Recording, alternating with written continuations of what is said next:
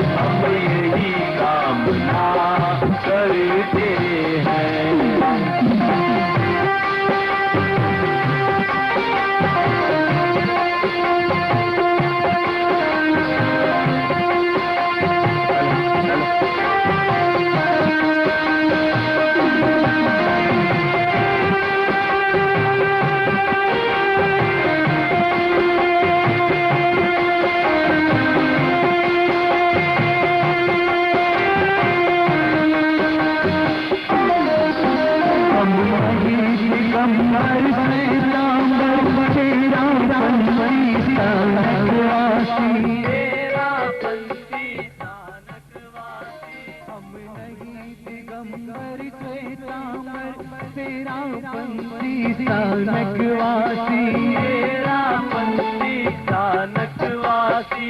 सब एक पंथ के अनुरागी, सब एक देव के विश्वासी, सब एक देव के विश्वासी। हम जैनी अपना धर्म जैन, हम जैनी अपना धर्म जैन, हम जैनी है अपना धर्म जैन, हम जैनी है अपना धर्म जैन। इतना ही परिचय केवल हम यही कामना करते हैं, हम यही कामना करते हैं। ऐसा आने वाला कल हो, ऐसा आने वाला कल हो, ऐसा आने वाला कल हो, ऐसा आने वाला कल हो। हर नगर नगर में शांति रहे, हर नगर नगर में शांति रहे, हर शहर शहर में खुशियाँ रहे, हर शहर शहर में खुशियाँ रहे। सारी धरती में आनंद हो, हम यही कामना करते हैं, हम यही कामना करते हैं, हम यही कामना करते हैं, करते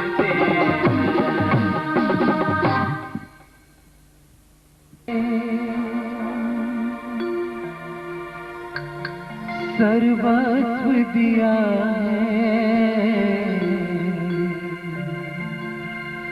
भगवान महावीर ने, सर्वस्व दिया है, पार किया गैर बेड़ा पार किया है, पार किया है रे बेड़ा पार किया है। भगवान महावीर ने सर्वस्व दिया है, भगवान महावीर ने सर्वस्व दिया है, पार किया है रे बेड़ा पार किया है, पार किया है रे बेड़ा पार किया है। भगवान महावीर ने तप त्याग दिया है, भगवान महावीर ने तप त्याग दिया है, कर्म काटने का उपाय दिया है, कर्म काटने का उपाय दिया है।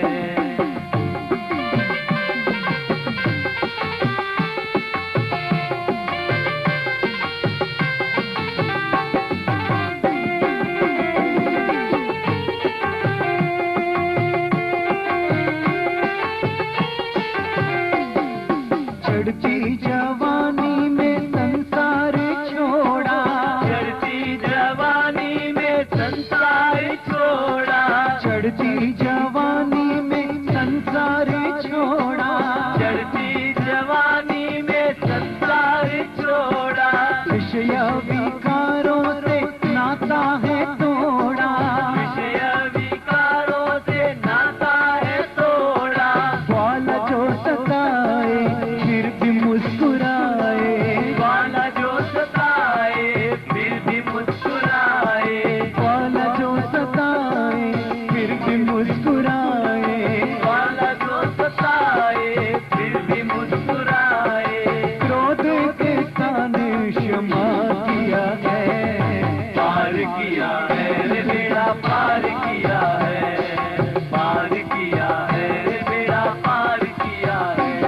भगवान महावीर ने सर्वस्व दिया है, भगवान महावीर ने सर्वस्व दिया है, पार किया है रे बेड़ा पार किया है, पार किया है रे बेड़ा पार किया है।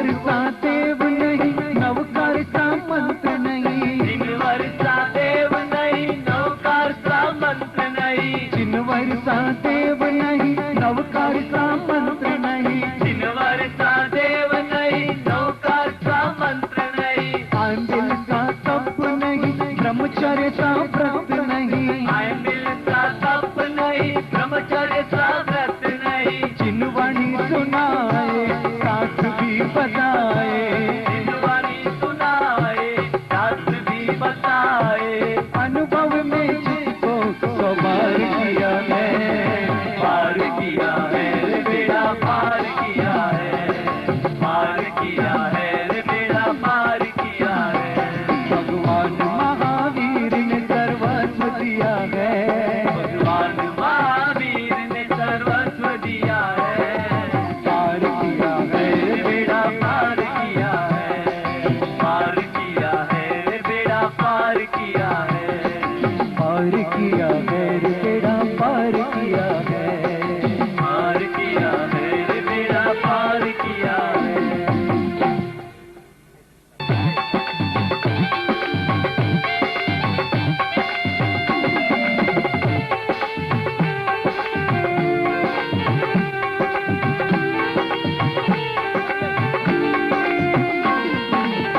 जुदा कई ने पुत्री जमाई, तेरो नाम ले,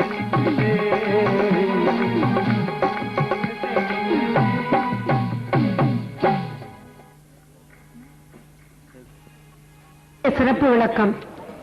A profile about Bhagavan Mahavir Foundation.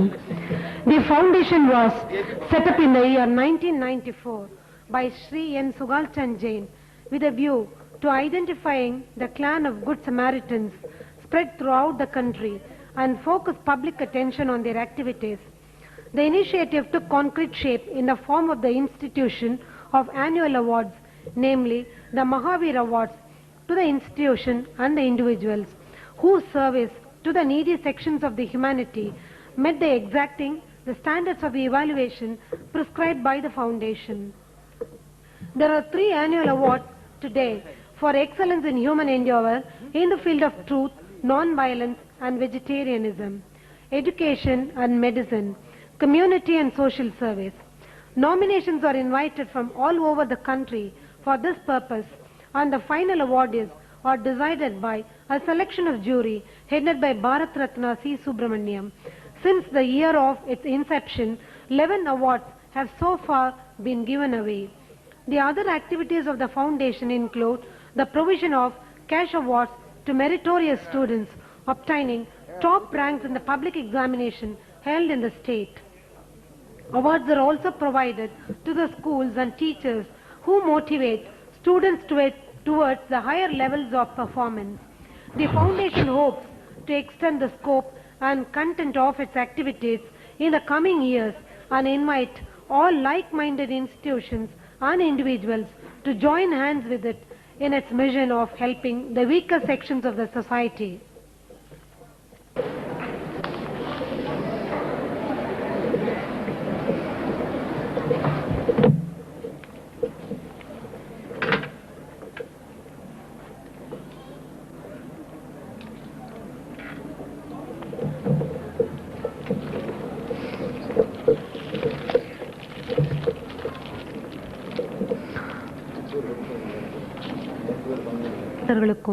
விருது பெறும் பெருந்தகைகளுக்கும் விருதை பெறுபவரை சிறப்பிக்க வந்திருக்கும் அன்பு உள்ளங்களுக்கும் பகவான் மகாவீர் நிறுவனத்தின் மாலை வணக்கங்கள். சிறப்பு விருந்தினர்கள் மாண்புமிகு தமிழக முதல்வர் டாக்டர் கலைஞர் திரு மு கருணாநிதி அவர்கள், முன்னாள் மகாராஷ்டிரா ஆளுநர் மற்றும் பகவான் மகாவீர் நிறுவனத்தின் தலைவர் பாரத் ரத்னா திரு சி சுப்பிரமணியம் அவர்கள், மாண்புமிகு மின்சாரத்துறை அமைச்சர் திரு ஆற்காடு வீராசாமி அவர்கள், பூஜ்ய ஆச்சாரிய ஸ்ரீ சந்தனாஜி மகராஜ் அவர்கள்,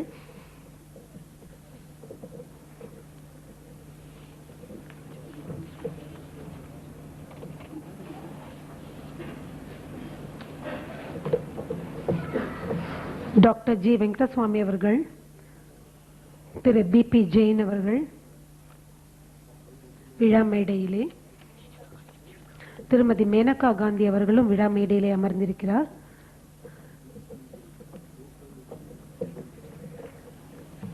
விழாவின் தொடக்கமாக இறைவணக்கம்.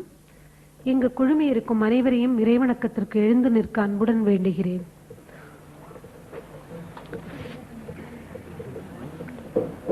சமண சமய இறை வழிபாடு வழங்குபவர்கள் திருமதி நிர்மலா பிரசாந்த், திருமதி கலா வினோத்குமார் அவர்கள். ஓம் நமோ அரிஹந்தானம், ஓம் நமோ சித்தானம், ஓம் நமோ ஆயரியானம், ஓம் நமோ அஜாயானம், நமோ லோயே சவசாஹூனம், ऐसो पंच नमोकारो सर्व पावपणासनो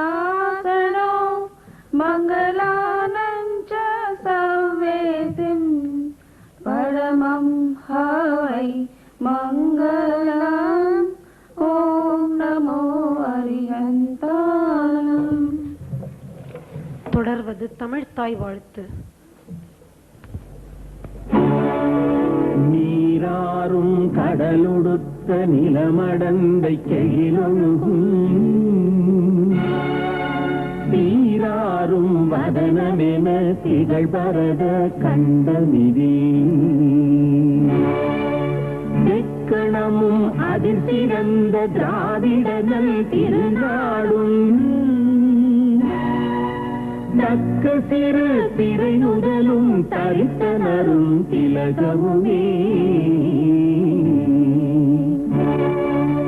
அத்திலக வாசனை போல் அனைத்துலகும் இன்பமுற எத்திசையும் புகழ் மணக்க இருந்த பெரும் தமிழனங்கே தமிழனங்கே உன் சீரிழமை திறந்து என்று செய்ய மறந்து வாழ்த்துதுமே வாழ்த்துதுமே வாழ்த்துதுமே. அனைவரும் வேண்டுகிறேன். சிறப்பு விருந்தினர்களையும் விருது பெறுபவர்களையும் தற்போது மலர்கொத்தும் பொன்னாடையும் அளித்து கௌரவிக்க இருக்கிறோம். மாண்புமிகு தமிழக முதல்வர் டாக்டர் கலைஞர் திரு மு கருணாநிதி அவர்களுக்கு மலர்கொத்தை அளிப்பவர் திருமதி நிர்மலா அவர்கள்.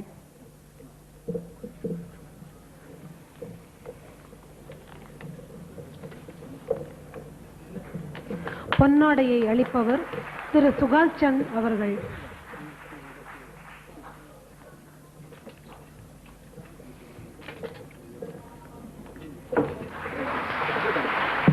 பாரத் ரத்னா திரு சி சுப்பிரமணியம் அவர்களுக்கு மலர்கொத்தை அளிக்கவிருப்பவர் திரு ஆர் என் தமானி அவர்கள்.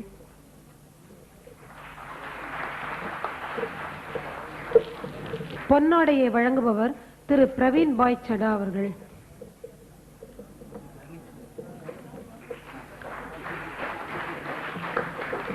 திரு தீப்சந்த் காடி அவர்களுக்கு மலர்கொத்தை அளிப்பவர் திருமதி ஹரிணி அவர்கள்.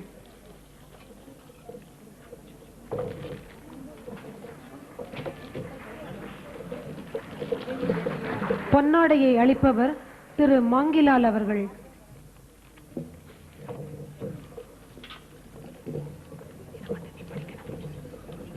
டாக்டர் திரு வெங்கடரமணன் அவர்களுக்கு மலர்கொத்தை அளிப்பவர் திருமதி சந்தியா ரங்கராஜன் அவர்கள்.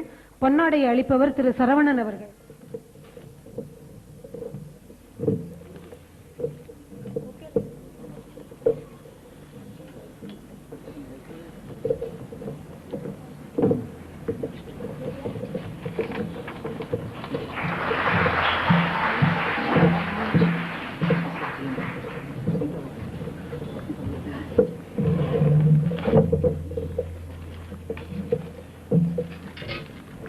பூஜ்ய ஆச்சாரிய ஸ்ரீ சந்தனாஜி மகாராஜ் அவர்களுக்கு மலர்கொத்தை அளிப்பவர் திரு ஜி என் தமானி அவர்கள். திருமதி ஜி என் தமானி அவர்கள். பொன்னாடையை அளிப்பவர் திருமதி கலா அவர்கள்.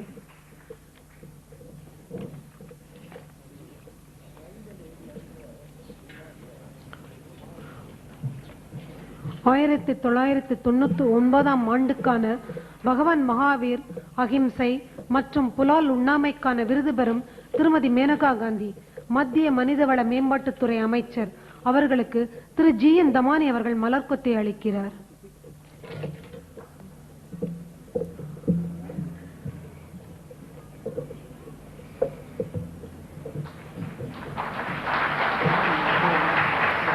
டாக்டர் திரு ஜி. வெங்கடசுவாமி, நிர்வாகி, அரவிந்த் கண் மருத்துவமனை, மதுரை அவர்கள் கல்வி மற்றும் மருத்துவம் சார்ந்த விருதினை பெறுகிறார். டாக்டர் வெங்கடசுவாமி அவர்களுக்கு திரு பிரசன்ட் சந்த் ஜெயின் அவர்கள் மலர்கொத்தை அளிக்கிறார்.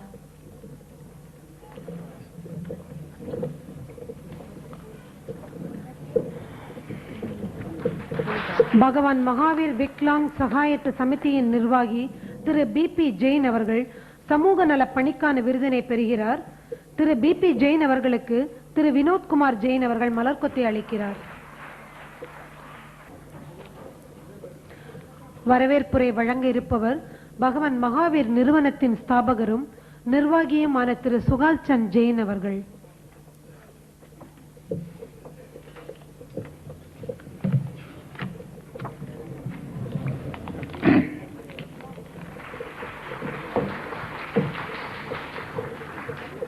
மதிப்பிற்குரிய திரு சுப்பிரமணியம் அவர்களே, மதிப்பிற்குரிய திருமதி கருணாநிதி அவர்களே, தேர்வு குழுவின் அங்கத்தினர் திரு தீப்சந்த் காடி அவர்களே, திரு வெங்கட்ரமணன் அவர்களே, ஆச்சாரிய சந்தனாஜி அவர்களே, மகாவீர் விருது பெற்றுள்ள நண்பர்களே, மாண்புமிக அமைச்சர் பெருமக்களே, என் சக அறங்காவலர் திரு ஜி.என். தமானி அவர்களே மற்றும் இங்கு வருகை தந்துள்ள பெரியோர்களே, தாய்மார்களே, மகாவீர் நிறுவனத்தின் சார்பாக உங்கள் அனைவரையும் வரவேற்பதில் நான் மிக்க மகிழ்ச்சி அடைகிறேன்.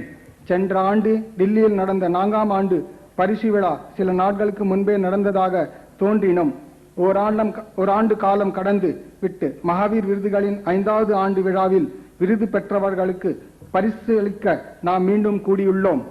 இந்த நிறுவனம் பகவான் மகாவீரரின் பெயரால் ஏன் தொடங்கப்பட்டது? அண்ணல் மகாவீரர் மறைந்து 2500 ஆண்டுக்கு மேல் ஆயினும் அவர் போதித்த அழியா கொள்கைகளான அஹிம்சை, உண்மை, அவ அறுத்தல், புலன்காத்தல், பிறர் பொருளுக்கு ஆசைப்படாமல் இருத்தல் போன்றவை காலம், இனம் போன்ற பல்வேறு எல்லைகளை கடந்து இன்றும் அழியாமல் போற்றப்படுகின்றன. அவை எல்லா உயிரினங்களுக்கும் என்றும் பெருந்தவையாகும். மகாத்மா காந்திஜி போன்ற தேசிய தலைவர்கள் பகவான் மகாவீரரின் கொள்கைகளை தமது சொந்த வாழ்க்கையிலும் அரசியல் வாழ்க்கையிலும் கடைபிடித்துள்ளனர். அவரது பெயரால் இயங்கும் இந்நிறுவனம் அவரது காலடிகளை தொடர்ந்து நடப்பதில் ஓரளவாவது வெற்றி அடையும் என்ற நம்பிக்கையில் இந்நிறுவனத்தை பகவான் மகாவீரரது பெயரால் நடத்த முடிவு செய்தோம். இன்று இவ்விழாவின் முக்கிய விருந்தினராக மாண்புமிகு டாக்டர் கலைஞர் கருணாநிதி அவர்கள் நம்மிடையே வந்திருப்பதில் நாங்கள் மிகுந்த பெருமை அடைகிறோம். திரு கருணாநிதியை பற்றியும் மக்கள் தொண்டில் அவருக்குள்ள ஆர்வம் பற்றியும் அறியாதவர் நாட்டில் எவரும் இல்லை என்பது நிச்சயம். உலகெங்கும் உள்ள தமிழ் மக்களிடையே தேனினும் இனி அவரது தமிழில், அவரது பேச்சாற்றிலும் எழுத்தாற்றிலும் ஒப்பாரும் மிக்காரும் இல்லை என்பது எவரும் ஒப்புக்கொள்வார்கள். அவரது தமிழ் ஆர்வத்தினால் ஊக்கமடைந்த நாங்கள் தமிழ் எங்கள் தாய்மொழி அல்ல, ஆயினும் இன்றைய நிகழ்ச்சிகளை தமிழிலே நடத்த முயன்றுள்ளோம். குற்றமேதும் இருப்பின் உங்கள் அனைவரின் மன்னிப்பை வேண்டுகிறோம். மகாவீர் நிறுவனத்தின் சார்பிலும் உங்கள் சார்பிலும் மாண்புமிகு டாக்டர் கலைஞர் அவர்களை நம்மிடையே வரவேற்பதில் பெருமை கொள்கிறோம். இந்த அமைப்பை தொடங்கி 5 ஆண்டுகள் ஆயினும் அது தன் நோக்கில் ஓரளவு வெற்றியடைந்துள்ளது என்பது மகாவீர் விருதுக்கு வரும் பரிந்துரைகள் ஒவ்வொரு ஆண்டிலும் அதிகமாகிக் கொண்டிருப்பதிலிருந்து தெரிய வருகிறது. இந்த 5 ஆண்டுகளில் சுமார் 1500 பரிந்துரைகள் தனி மனித சேவை பற்றியும் தொண்டு புரியும் நிறுவனங்கள் பற்றியும் நாங்கள் வரப்பெற்றுள்ளோம். இப்பரிந்துரைகளை பரிசீலனை செய்த குழுவும் கடைசியாக விருது பெறுபவரை தேர்ந்தெடுத்த பெரியோர்களும் நாடெங்கிலும் பரவியுள்ள பயனுள்ள சமூக சேவை செய்வதில் தீவிரமாக முனைந்துள்ள தனிநபர்களை பற்றியும் நிறுவனங்களை பற்றியும் அறிந்து ஆச்சரியம் அடைந்தனர். ஆயினும் மகாவீர் நிறுவனத்தால் இந்த 5 ஆண்டுகளில் 11 பேருக்கே விருது வழங்க முடிந்தது. நீதி பற்றாக்குறைவினால் சேவை செய்யும் அனைவருக்குமே விருது வழங்க எங்களால் இயலவில்லையே தவிர பரிந்துரை பெற்ற ஏறக்குறைய அனைவரும் விருது பெற தகுதியானவர் என்பது திண்ணம்.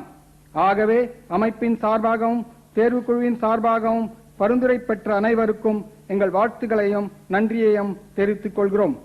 வெவ்வேறு பணிகளுக்கிடையே இவ்விடம் வந்து நம்மை ஊக்கப்படுத்திய மாண்புமிகு அமைச்சர் பெருமக்கள் அவர்களை நம்மிடையே வரவேற்பதில் நாம் பெருமை கொள்கிறோம். அவர்களுக்கு நம்முடைய மனமார்ந்த நன்றி உரியதாகும். நம்மிடையே அமர்ந்துள்ள நிறுவனத்தின் தலைவரும் நெடுநாள் குடும்ப நண்பரும் ஆகிய பாரத ரத்னா திரு சி சுப்பிரமணியம் அவர்களை அறிமுகப்படுத்த தேவையில்லை. திறனுள்ள அறிவு ஜீவியான அவருக்கு மகாவீர் நிறுவனம் தொடங்கிய தினத்தில் இருந்தே கடமைப்பட்டுள்ளது. மகாவீர் நிறுவனம் மக்களிடையே பெற்றிருக்கும் மதிப்பிற்கு முழுவதும் அவரே காரணம் என்பது உண்மை. அவரது தெல்லிய அறிவுரைகள் மகாவீர் நிறுவனத்திற்கு இன்னும் நெடுநாளைக்கு கிடைக்கும் என்பதில் ஐயமில்லை. அவரை வாழ்த்த நம்மில் எவருக்கும் வயதில்லை. ஏனினும் இன்னும் நெடுநாள் வாழ்ந்து நம்மை வழிநடத்த வேண்டும் என்று உங்கள் அனைவரின் சார்பிலும் வேண்டி கேட்டுக்கொள்கிறேன். தாயுள்ளத்தோடு மக்கள் தொண்டில் பங்கேற்கும் திருமதி ராஜாத்தி கருணாநிதி அவர்கள் நம்மிடையே வந்து நம்மை கௌரவித்ததற்கு நாம் நன்றி செலுத்த கடமைப்பட்டுள்ளோம். அவரை பணிவன்புடன் இவ்விழாவில் வரவேற்கிறோம். மகாவீர் நிறுவனத்தால் ஆண்டுதோறும் வழங்கப்படும் விருதுகள் மிக பொருத்தமானவருக்கே அளிக்கப்படுகின்றன என்பதை நாட்டு மக்கள் அனைவரும் ஒப்புக்கொள்கின்றனர். ஏனெனில் ஆண்டுதோறும் நம்மிடையே வரும் பரிந்துரைகளின் எண்ணிக்கை அதிகமாகின்றது.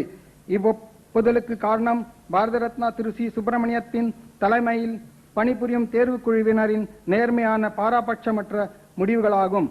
உங்கள் சார்பாக தேர்வுக்குழுவின் அங்கத்தினர்களான முன்னாள் உச்சநீதிமன்ற தலைமை நீதிபதி திரு வெங்கட்சல்லையா அவர்களுக்கும் முன்னாள் இந்தியன் ரிசர்வ் வங்கி ஆளுநர் திரு எஸ் வெங்கட்ரமணன் அவர்களுக்கும் பத்ம விபூஷன் டாக்டர் உஷா மேத்தா அவர்களுக்கும் சட்ட வல்லுநர் திரு தீப்சந்த் காடி அவர்களுக்கும் பூஜ்ய ஆச்சாரிய ஸ்ரீ சந்தனாஜி மகாராஜ் அவர்களுக்கும் தொழிலதிபர் திரு சுரேஷ் கிருஷ்ணா அவர்களுக்கும் நன்றி செலுத்தி அவர்களை நம்மிடையே வரவேற்கிறேன்.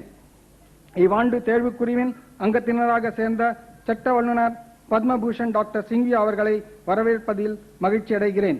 விருது பெறும் பெருமக்கள் இல்லையானின் இவ்விழா நிகழ்த்த தேவையே இல்லை. திருமதி மேனகா காந்தி அவர்களையும் மதுரை அரவிந்த் கண் மருத்துவமனையின் தலைவர் டாக்டர் ஜி வெங்கட்சாமி அவர்களையும் ஜெய்ப்பூர் ஊனமுற்றவர்களுக்கு உதவி செய்யும் மகாவீர் விக்லாங் சகாயதா சமிதியின் சார்பாக வந்திருக்கும் திரு பி ஜெயின் அவர்களையும் வரவேற்பதில் பெருமையும் மகிழ்ச்சியும் கொள்கிறேன்.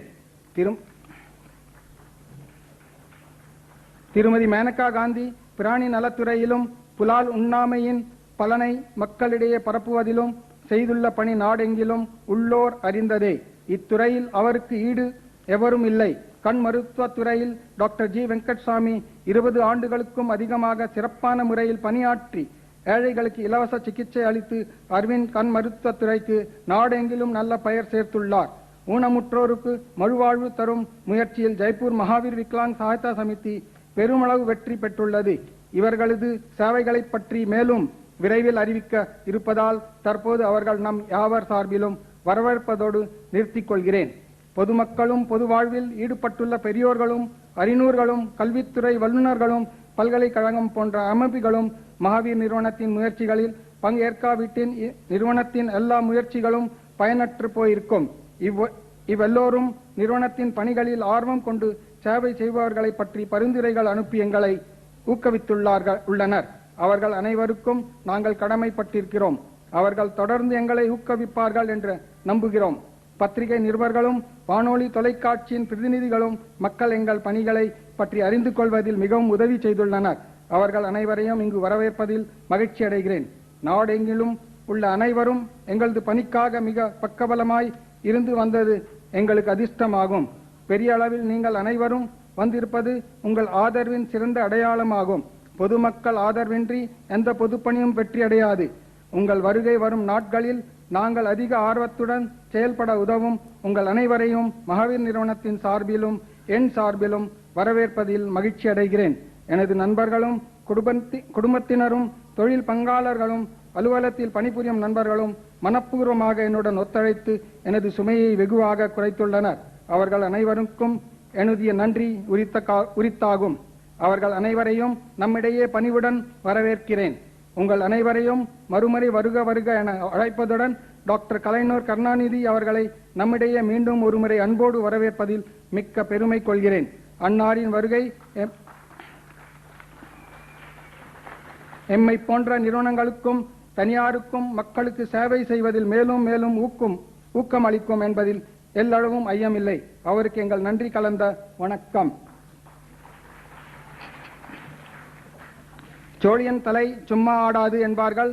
வணிகத்துறையை சேர்ந்த என்னை போன்றோர் மிகையாக நன்றி செலுத்தினால் ஏதோ உள்நோக்கம் இருக்கிறது என்று நீங்கள் நினைக்க வேண்டாம்.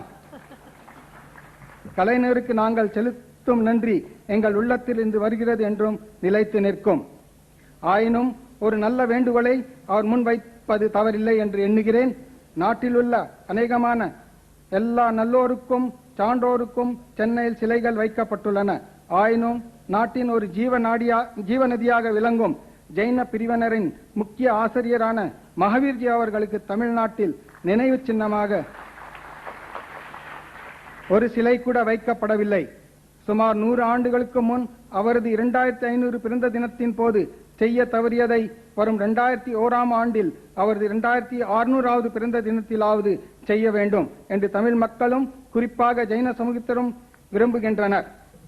ஜெயின சமூகத்தினர் தமிழ்நாட்டில் கலைத்துறையிலும் வணிகத்துறையிலும் பாலில் சர்க்கரை போன்று ஆயிரம் ஆண்டுகளாக பிரிக்க முடியாமல் கலந்துள்ளனர் என்று தமிழ் வல்லுநரான கலைஞர் அவர்களுக்கு நான் கூற வேண்டியதில்லை. ஐயம் பெரும் காப்பியங்களும் தொழில் ஒன்றான சிலப்பதிகாரம் புனைந்த இளங்கோவடிகள் ஒரு ஜெயின துறவி என்பதையும் அறிவோம். மாவீரருக்கு சென்னையில் சிலை எழுப்புவதில் மத வேறுபாடுகள் உண்டாவதற்கு இடமே இல்லை. அவர் நாட்டின் பொது சொத்து என்பதை அனைவரும் ஒப்புக்கொள்வார்கள். எனவே எங்களது இம்முயற்சிக்கு கலைஞர் அவர்களின் ஒத்துழைப்பை பணிவுடன் வேண்டுகிறோம். மாவீரரின் சிலை எழுப்புவதற்கு சென்னையில் தக்க இடத்தில் தமிழக அரசு தேவையான இடம் ஒதுக்குமாயின் அவர்களுக்கு நாங்கள் மிகவும் கடமைப்பட்டவராவோம். ஆளுநர் மாளிகையில் இருந்து சைதாப்பேட்டை செல்லும் சாலையும் விமான நிலையத்தில் இருந்து வரும் சாலையும் சந்திக்கும் இடம் சின்னமலை இப்பணிக்கு பொருத்தமாய் இருக்கும் என்று எண்ணுகிறோம். இந்த பணி முடிய சுமார் 3 ஆண்டுகள் தேவைப்படும். ஸ்ரீ மகாவீரரின் 2600வது பிறந்த தின ஆண்டு முடிவதற்குள், அதாவது வரும் 2001ஆம் ஆண்டு முடிவுக்குள் இச்சிலையை பொதுமக்களுக்கு திறந்து வைப்பது நலம் என்று தோன்றுவதால் மாண்புமிகு முதலமைச்சர் அன்பு கூர்ந்து தேவையான நிலத்தை விரைவில் அளித்து உதவி செய்யுமாறு மீண்டும் பணிவன்புடன் கேட்டுக்கொள்கிறேன். அனைவரும் மீண்டும் ஒருமுறை வருக வருக என்று வரவேற்று விடைபெறுகிறேன். நன்றி, வணக்கம். முன்னாள் மகாராஷ்டிரா ஆளுநர் மற்றும் பகவான் மகாவீர் நிறுவனத்தின் தலைவருமான பாரத் ரத்னா திரு சி சுப்பிரமணியம் அவர்களை தலைமை உரையாற்ற அன்புடன் அழைக்கின்றேன்.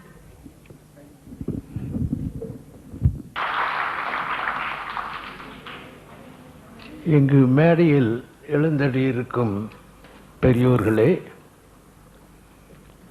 இன்று விருது பெறக்கூடிய நண்பர்களே, இங்கு திரளாக வந்திருக்கும் நண்பர்களே, உங்கள் எல்லோருக்கும் என்னுடைய வணக்கம். இந்த மகாவீர் ஃபவுண்டேஷன் ஆரம்பித்து இது 5வது ஆண்டு விருது கொடுக்கும் விழாவாக இங்கு அமைந்திருக்கின்றது. அதற்கு கலைஞர் அவர்கள் இங்கு வந்திருப்பதை நான் மிகவும் பாராட்டுகின்றேன். தொல்லை பிடித்த அரசியல் இருந்து விலகி இங்கு கோடை காலத்திலே ஒரு நல்ல நிழல் உள்ள மரத்தில் அடியில் இருப்பதைப் போல உங்களுடைய உணர்ச்சி இருக்கும் என்று நான் நம்புகின்றேன்.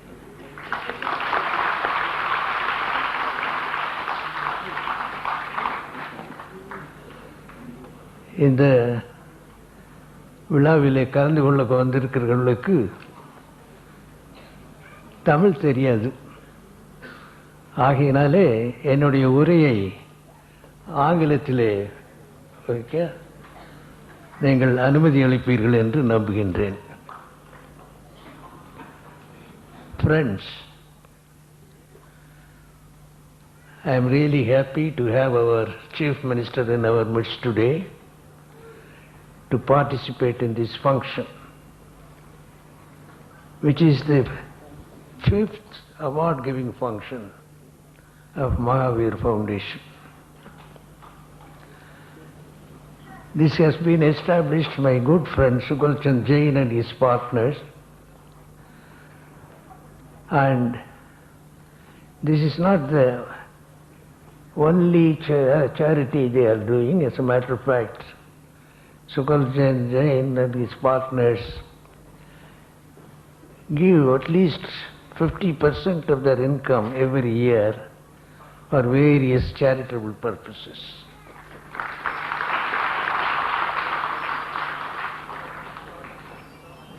Jain community is a very vibrant and dynamic community in India.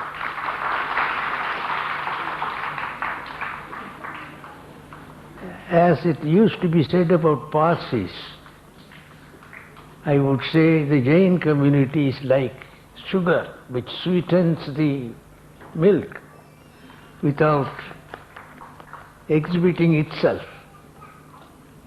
It forms part of the milk.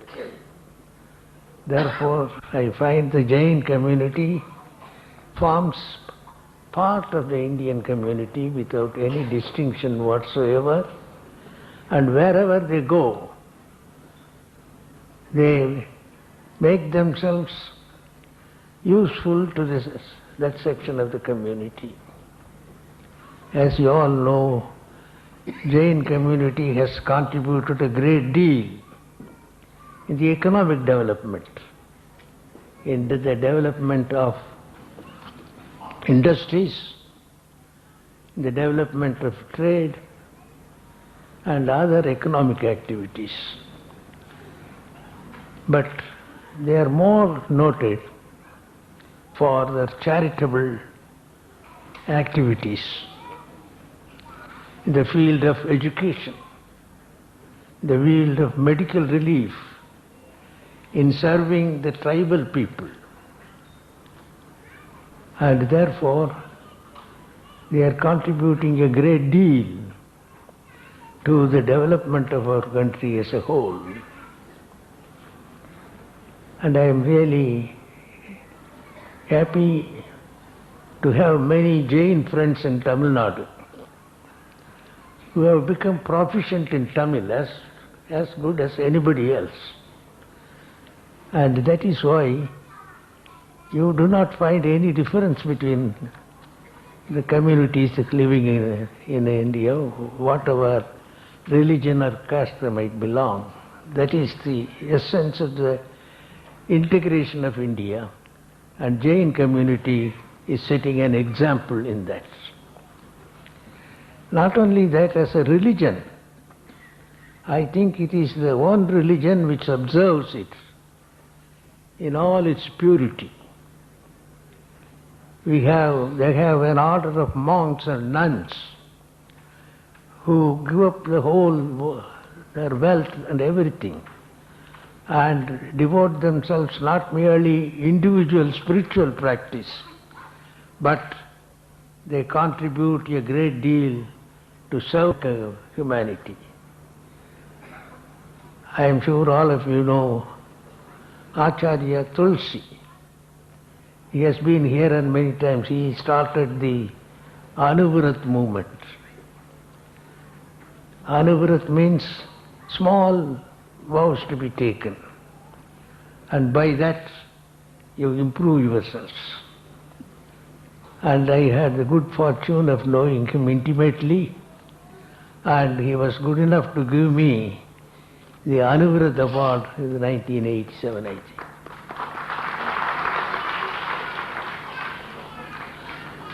And therefore, the Mahavir Foundation has been established for the purpose of encouraging these voluntary activities in our country in the field of particularly ahimsa and vegetarianism, which is one of the basic principles of the Jain religion. And also for those who are working in the field of education, in the field of medicine, in the field of social services, and therefore when we ask for recommendations for giving the award, quite a good number we get. That only shows, whereas in the political field we see all sorts of conflicts and confrontations. But if you leave the political field, but you look into the voluntary organizations that are functioning, I want to tell you there are many, many thousands and thousands of voluntary workers working in the remote rural areas without caring for publicity or for reward. They are working. As a matter of fact, this is the real strength of our country.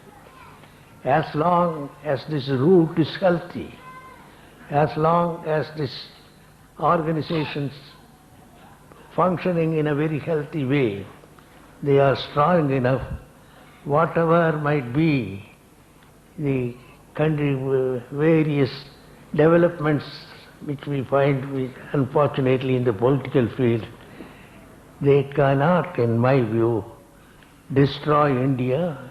India is safe. We will get up with this political muddle because of our inherent spiritual strength of India. This is only a passing phase. I compare India to a stormy sea, where on the surface you will see destructive forces, everything in confusion and chaos. But go a few feet below, you will find the majestic, creative ocean. And that is real India. And therefore, whatever might the storm is not a natural condition. It has to come back to a calm ocean sometime or other. As I hope and trust, our India will get into this, what our leaders envisaged, spiritual leaders envisaged, that India should set an example for other countries to follow. But certainly we cannot project the present India for others to follow. We have been condemned as a poverty-stricken people, and more than that, as a corrupt society. And therefore what is important today is for every one of us to function way that we eradicate this condemnation, so to say, by the rest of the world, that we have become a soft and corrupt society. We have to get out of this. And unfortunately today, it looks as if only those are corrupt at the highest level could be the leaders today. This is how it's happening today, but I hope this is only a passing phase. And therefore, when we have this award, it is only for the purpose of encouraging the healthy trends in our national activities. We have here Srimati Maneka Gandhi, who has made an impact not only nationally but internationally for working for animal welfare and for the purpose of protecting the environment. I would like to congratulate you that you are not completely immersed in politics. I suppose it's only a sideshow. You should continue and you should concentrate in the field which you have chosen for yourself, in which you have made a great impact. I would like to congratulate you on your achievements in this field. Dr. Venkateswamy is a very old friend of mine. I am sure all of you would have known about him. He is a pioneer in the field of ophthalmology. And Arvind Hospital in Madurai and its branches in Tinnavelly, in Coimbatore, and in Theni. They are all examples of how one individual can build up an institution like this, where thousands and thousands of poor people are able to get to free treatment. Our friend B.P. Singh here represents an organization in Jaipur who have specialized in artificial limbs, and that has helped a large number of people to be able to function as normal individuals because of these artificial limbs. Therefore, these are the three we have chosen, and I am sure they will accept our award. And what we want others is to follow their example, so that we as a nation progress forward in serving our weaker sections of the people particularly. I would like to thank you all for having assembled in large numbers here for this function. And now I would request who is reading the citation for the first award.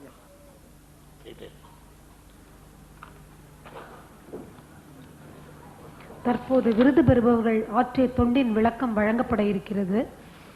அகிம்சை மற்றும் புலால் உண்ணாமையின் மேன்மையை மக்களுக்கு உணர்த்திய திருமதி மேனகா காந்தியின் சேவையை விளக்க இருப்பவர் திரு பிரசன்ட் சந்த் ஜெயின் அவர்கள்.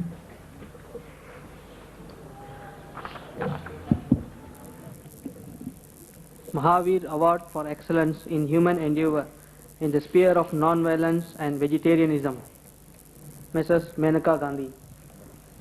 Notwithstanding the strict injunctions against exploitation of the weak by the physically strong, by almost all the world religions, humanity has been exploiting animals and birds for satisfying their own needs and desires, be it for food or for enjoyment, taking the form of hunting of animals or taking part in nauseating events such as bullfighting or bull-baiting. In fact, even killing of animals for food is rarely done with mercy or consideration. The animals are tortured and allowed to die slowly and painfully. Even the so-called domestic pets, such as the loyal dogs, are rarely taken good care of. In most of the cases, they are at best tolerated for their use in guarding one's person or property. It is in this context that the role played by Mrs. Maneka Gandhi assumed greater significance. She is one of those rare people who have real empathy for all God's living creatures, especially those which cannot protect themselves against the villainy of what is euphemistically known as the superior race. For over 2 decades now, Mrs. Gandhi has played a dynamic role in designing and implementing measures for the protection of animals, birds, and other living creatures such as reptiles. Be it a hospital for taking exclusive care of birds, or a gosala, or a pinjara pole, or a kennel for the dogs, she is finding ways of improving their structuring and contents with an eye on the ultimate beneficiary. Over this period, she has been carrying on a running fight with official bodies seeking greater consideration in sterilizing stray animals and in destroying rabid ones. She has found a home for a large number of unwanted pets and is helping in building hospitals and animal sanctuaries to take care of animals at places where none exist so far. She has agitated valiantly against cruel practices amounting to torture of animals and birds. She has exploded a large number of myths, such as the one that states that snakes possess Nagamani. Her large number of books and her TV shows focusing on animal welfare continue to attract millions of readers and viewers. She is also the chairperson of the People for Animals movement, whose sole aim is to provide for the well-being of all living creatures. She has been a staunch supporter of vegetarianism, mainly because non-vegetarianism involves destruction of animals, even if the means adopted for slaughtering them are the most merciful. Her argument is that one section of God's creatures can ill afford to kill another section belonging to the same category for their personal pleasure. She has also disproved a large number of reasons usually attributed by non-vegetarians in support of meat eating by pointing out that there are equally nutrient vegetarian alternatives available to take care of our needs for growth. Even though the laws of the country provide for stringent punishment for violation of the dignity of the animals by overloading them or ill-treating them otherwise, cruelty to animals is one form or another is still widespread, mainly because of the ignorance of the law enforcement agencies, particularly at the grassroots level of the provisions of these laws. She has made a dent in this area of ignorance by arranging for a compilation of all laws relating to animal welfare. She is also chairing a number of committees engaged in the work relating to animal welfare, providing that spark which is so necessary to ignite the noble but dormant instincts in a large number of individuals and organizations. Her dynamic leadership in this area has resulted in the spread of public awareness of the long neglected need for protection of animals and birds, which as part of the nation's valuable inheritance contribute to its environmental balance. All these only go to show that even a single candle is enough to light 1,000,000 lamps if there is even a single individual who is willing to go around lighting these lamps. This is the backdrop against which the Bhagwan Mahavir Foundation has chosen her for the Mahavir Award 99 for excellence in human endeavor in the field of non-violence and vegetarianism. The country, particularly the animal kingdom, owes Mrs. Gandhi a huge bouquet for her emotional support, dynamic leadership, and the effective results she has achieved in promoting their welfare, notwithstanding her other more demanding and urgent preoccupations. Bhagwan Mahavir Foundation joins the millions of Indians interested in animal welfare in congratulating Mrs. Maneka Gandhi for getting the Mahavir Award 99 for non-violence and vegetarianism. Thank you. திருமதி மெனேகா காந்தி அவர்களுக்கு 1999ஆம் ஆண்டிற்கான பகவான் மகாவீர் விருதினை வழங்க இருப்பவர் மாண்புமிகு தமிழக முதல்வர் doctor கலைஞர் திரு மு கருணாநிதி அவர்கள். அகிம்சை மற்றும் புலால் உண்ணாமையின் மேன்மையை மக்களுக்கு உணர்த்தியமைக்காக திருமதி மெனேகா காந்தி இந்த விருதினை பெறுகிறார்.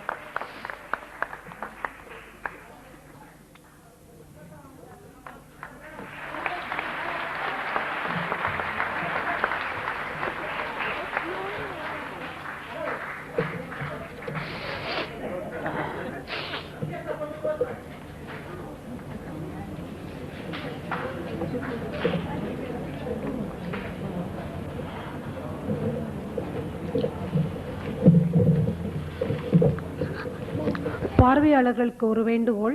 உங்களில் எவரேனும் நடமாடும் தொலைத்தொடர்பு சாதனங்களையோ அதாவது மொபைல் போன், பதிவு தொலைத்தொடர்பு கருவிகளையோ அதாவது பேஜர் வைத்திருந்தால் தயவு கூர்ந்து இந்த விழா முடிவடையும் வரை அவற்றை செயலற்று வைத்திருக்க வேண்டுகிறோம். We request the audience to put off their mobile phones and pages till this function gets over, please. கல்வி, மருத்துவம் இதன் மேன்மையை கருத்தில் கொண்டு அரவிந்த் கண் மருத்துவமனையின் ஸ்தாபகரும் நிர்வாகியுமான டாக்டர் திரு வெங்கடசுவாமி அவர்களின் சேவையை விளக்க இருப்பவர் திருமதி கலா.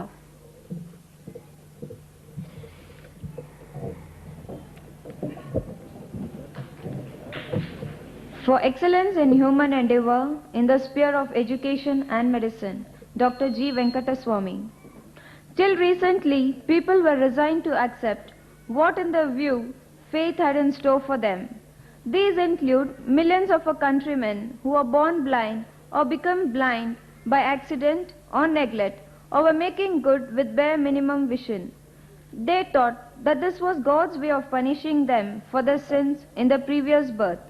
But over the years, people have started realizing that if one believes in a divinity which is kind and considerate, obviously such a divine being would not believe in punishing a large chunk of humanity by depriving them of one of the basic needs, namely vision.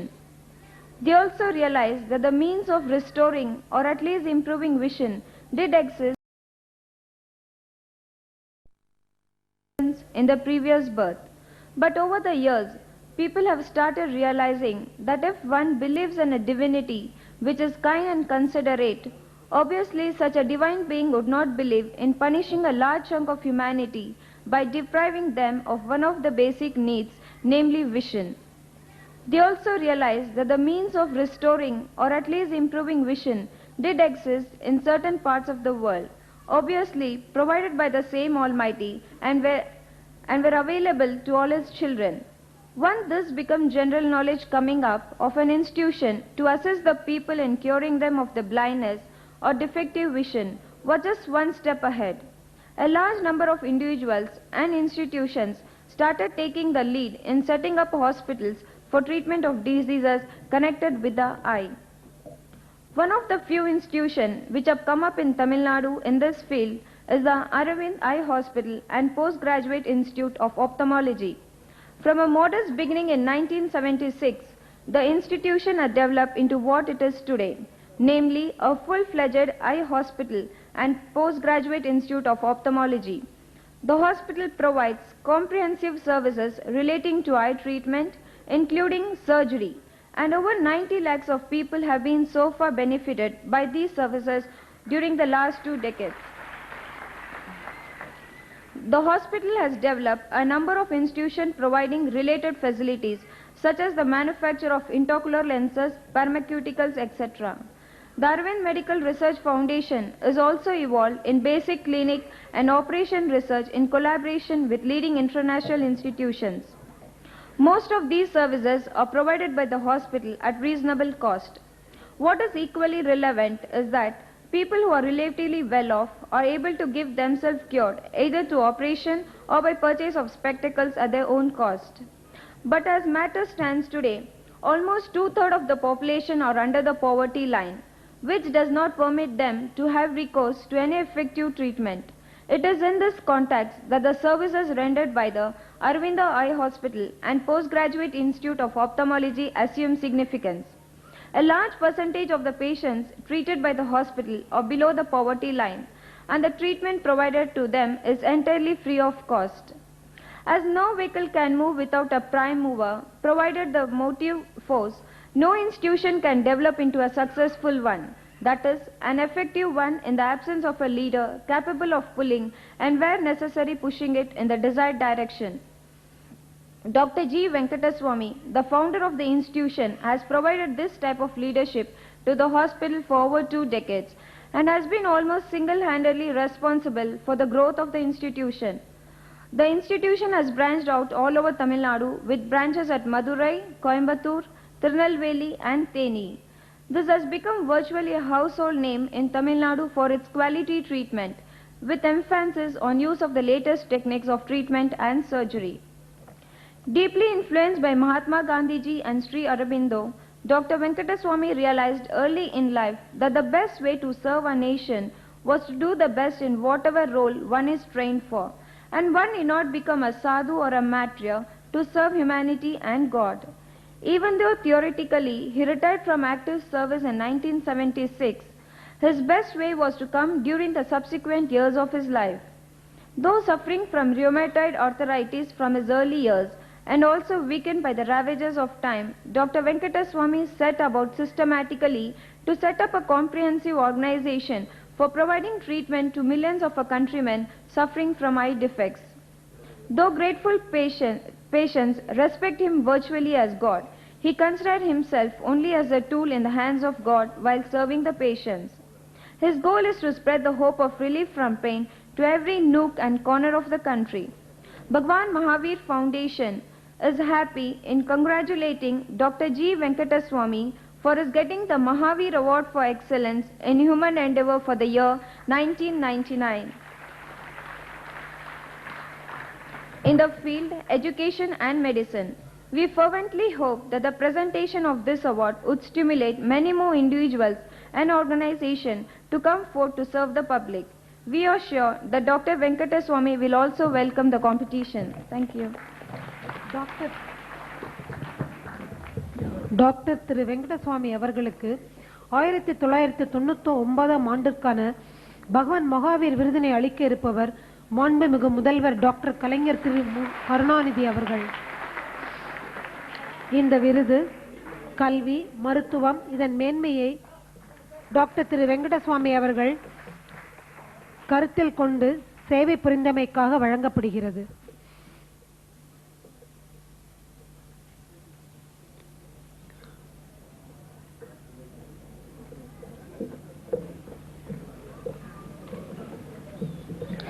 ஜெய்ப்பூரை சார்ந்த பகவான் மகாவீர் விக்லாங் சகாயத்த சமிதி என்ற நிறுவனத்திற்கு சமூக நலப்பணியை கருத்தில் கொண்டு வழங்கப்பட இருக்கும் விருதிற்காக அவர்கள் ஆற்றிய பணியை விளக்க வருபவர் குமாரி ஆமி தமானி அவர்கள்.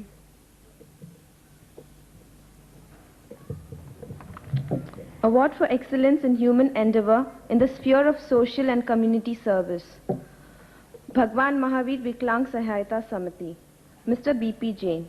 Our ancient laws are full of stories of handicapped men ruling kingdoms and emerging victorious in wars, even ending up marrying beautiful princesses, notwithstanding the handicaps, be it a lost arm or a leg. But these successes, even they were true, were confined to very few. Virtually, the entire handicapped segment of the population continued to suffer indignities, wallow in poverty, and kept cursing their makers for their handicaps. The tragedy was greater in cases when the concerned person were born in all their limbs intact, but had lost their limbs either in an accident or on account of some illness such as polio. Having experienced complete freedom of action, they felt terribly upset after a loss of these faculties and spent rest of their lives depressed, dejected, and in some cases even resorted to suicide. Even after the development of medical science, access to artificial limbs was costly, taking a lot of time, and the limbs were too complicated to use and therefore physically enervating. It is in this background the services provided by Bhagwan Mahavir Viklang Sahayata Samiti assumes considerable significance in the lives of handicapped persons in the country who had lost the use of their legs. The Jaipur foot designed by the Samiti and produced on a large scale could virtually be deemed to be a miracle for those who had lost their legs either above or below the knees. One of the foundation's representatives watched with pleasant surprise when a man who has lost his knee walked in to be measured for an artificial limb, watched the limb being made and fitted to the individual, and the individual walked away in visible happiness and satisfaction, all within a period of 90 to 100 minutes. People who have been fitted with these devices can walk, run, climb a tree, or even ride a cycle, let alone a car. All of us are also aware of the famous dancer who was benefited with this device and has been dancing her way in the hearts of millions of admirers. The patients and their attendants who visit the institution are treated as honorable guests and not as supplicants. And what is more, everything is done with great concern to the sensitivity of the disabled and entirely free of cost. The Samiti has helped over 4 lakhs of people so far with artificial limbs and has also assisted a number of them in getting rehabilitated in life. It is indeed no coincidence or even accident that the reputation of the Jaipur foot and the Viklang Samiti is spread not only over India but also across the oceans of the world, and thousands of people have been benefited by the Jaipur foot in a number of countries of the world. Bhagwan Mahavir Foundation warmly congratulates Bhagwan Mahavir Viklang Sahayata Samiti, its founders and its management for their humane, dynamic and innovative role in providing relief to millions of handicapped people. They have erased the stigma of disability from the hearts and minds of the handicapped and have made them realize they too can play a useful role in society and in the nation. Thank you. Thiru B.P. Jain அவர்களுக்கு 1991 கருணாநிதி அவர்கள் இவ்விருது அவர்களது சமூக நலப்பணியின் சேவையை கருத்தில் கொண்டு வழங்கப்படுகிறது.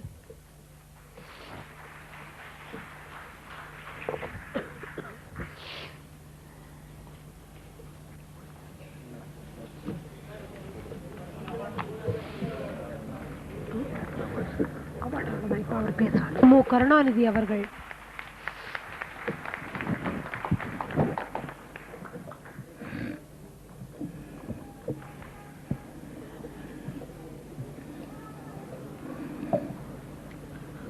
மகாவீர் விருதுகள் வழங்குகின்ற விழா நிகழ்ச்சியினுடைய தலைவர் மராட்டிய மாநிலத்தினுடைய முன்னாள் ஆளுநர், தமிழக அரசியல் அரங்கின் நிர்வாக மேதை, எங்கும் தமிழ் எதிலும் தமிழ் என்பதை எடுத்துரைத்து அதற்கான அருமுயற்சிகளிலே ஈடுபட்ட பெரியவர் பாரத ரத்னா CS அவர்களே, வரவேற்புரையாற்றிய நிறுவனத்தின் அறங்காவலர் திரு சுகல்ஜந்த் ஜெயின் அவர்களே,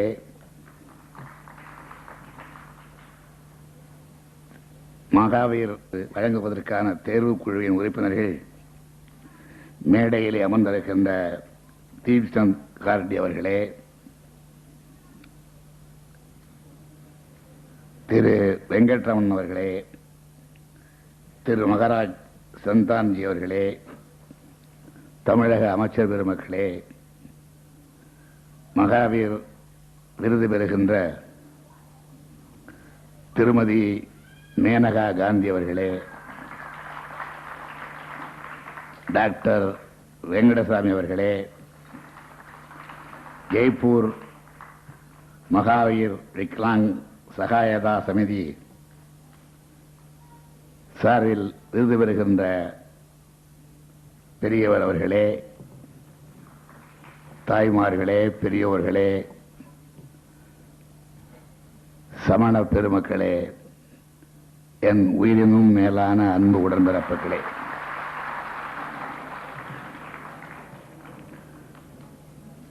இந்த நல்ல விழாவிலே கலந்து கொண்டு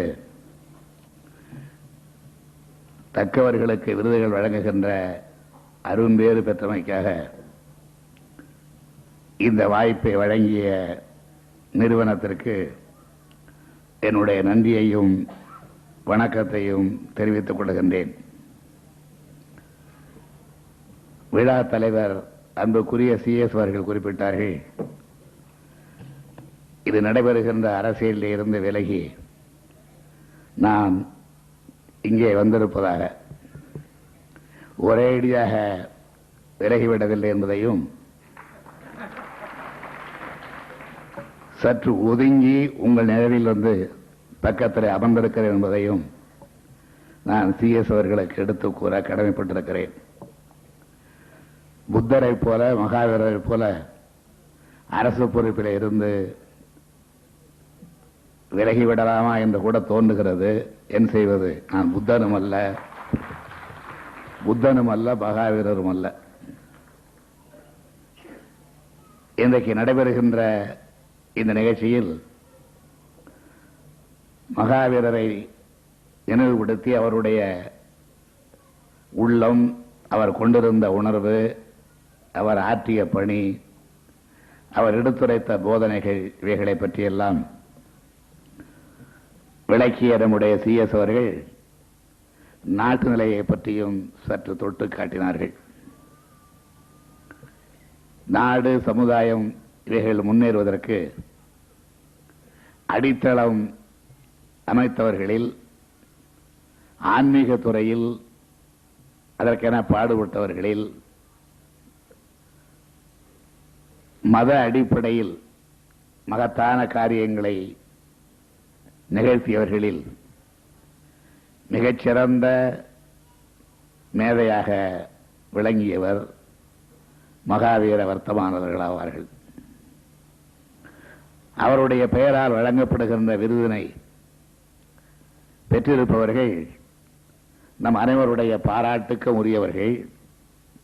குறிப்பாக மத்திய அமைச்சராக இன்றைக்கு பொறுப்பேற்றிருக்கின்ற திருமதி மேனகா காந்தி அவர்கள் இந்த விருதை பெறுகிறார்கள் என்கிற போது அதை வழங்கியதிலே நான் மட்டற்ற மகிழ்ச்சி அடைகிறேன். நான் வீட்டிலே இருந்து இந்த விழாவிற்கு வரும்பொழுதே சற்று அச்சத்தோடு தான் வந்தேன். ஏனென்றால் வந்தவுடன் அவர்கள் என்னை பார்த்து கேட்கின்ற முதல் கேள்வி, சென்னையிலே நாய்களை அதிகமாக அடிக்கிறார்களாமே மாநகராட்சி வந்தத்தின் சார்பாக. போன முறை உங்களை சந்தித்த பொழுது அதை குறைக்க வேண்டும் என்று சொன்னேனே, அது சரியாக நடைபெறவில்லை என்று கேள்விப்பட்டேனே என்று கேட்பார்கள் என்ற அச்சத்தோடு தான் வந்தேன். நான் எதிர்பார்த்து நினைப்பது எதுவும் பொய்ப்பதில்லை. அவ்வாறே வந்தவுடன் இருவரும் ஒருவருக்கொருவர் வணக்கம் தெரிவித்துக் கொண்டேன். அடுத்த வார்த்தை நாய்களை பற்றித்தான். அதற்கு பிறகு சற்று நேரம் கழித்து அரசியல்வாதிகளை பற்றி பேச ஆரம்பித்தார்கள்.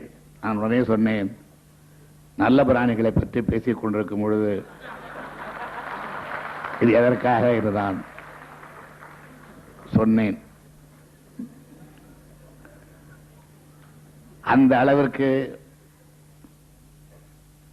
விலங்குகள், பறவைகள், வாயற்ற ஜீவன்களிடத்தில் அளவற்ற அபிமானத்தோடு இன்றைக்கு விளங்குகின்றவர்கள் திருமதி மேனகா காந்தி அவர்கள் ஆவார்கள்.